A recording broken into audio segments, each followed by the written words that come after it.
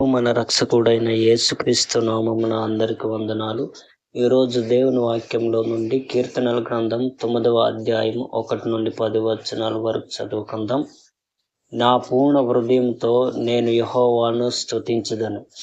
యెహోవా, నీ అద్భుత కార్యములన్నిటినీ నేను వివరించెదను. మహోన్నతుడా, నేను నిన్ను గూర్చి సంతోషించి హర్షించుచున్నాను. నీ నామమును కీర్తించెదను. నీవు నా పక్షమున వ్యాజ్యమాడి నాకు న్యాయం తీర్చుచున్నావు. నీవు సింహాసనాసీనుడివై న్యాయమును బట్టి తీర్పు తీర్చుచున్నావు. కాబట్టి నా శత్రువులు వెనుకకు మల్లుదురు. నీ సన్నిధిని వారు జోగిపడి నశింతురు. నీవు అన్ని జనులను గద్దించి ఉన్నావు, దుష్టులను నశింపజేసి ఉన్నావు.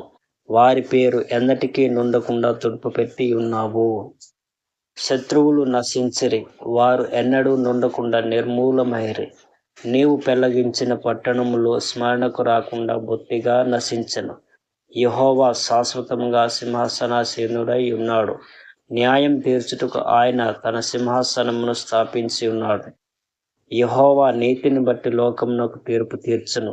యథార్థతను బట్టి ప్రజలకు న్యాయం తీర్చును. నలిగిన వారికి తాను మహాదుర్గమగును.